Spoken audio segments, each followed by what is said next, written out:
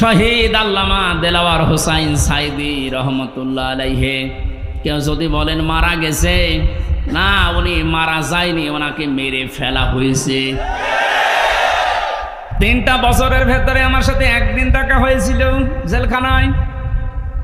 উনি 1 নম্বরে, আমি 4 নম্বরে। বহু কথা ওই 10 মিনিটের ভেতর আমাকে শুনিয়েছিল। সব চাইতে আশ্চর্য, যেদিন ওনাকে হাসপাতালে নিয়ে আসার জন্য সই নিয়েছে, ওই দিন ওনাকে ধোঁকা দিয়ে বোকা বানিয়েছে জেলার আর সুপার। এখন যারা স্বীকার করছে,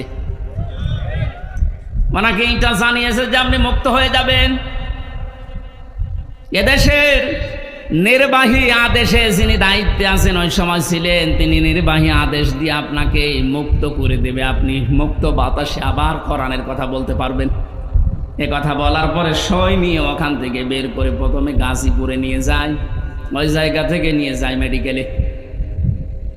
ওখানে যাবার পর গাড়ি থেকে নামার সময় যে হাসিটা দেখেছিলেন আপনারা, আমরা তো জানি না, পরের দিন শুনলাম মারা গেছে।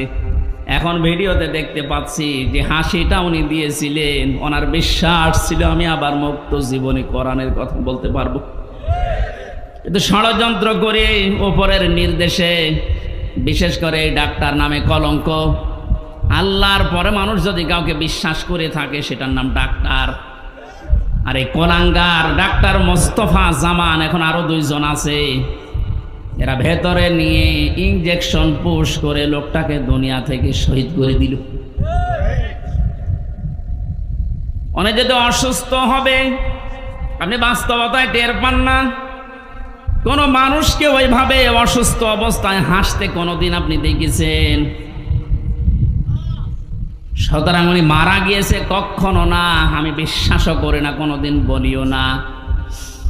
উনি শাহাদতের মর্যাদা পেয়েছেন, কারণ সারা জীবন ওনার মোনাজাত ছিল আল্লাহুম্মা ইন্নী আসআলুকা শাহাদাতান ফি সাবিলিক।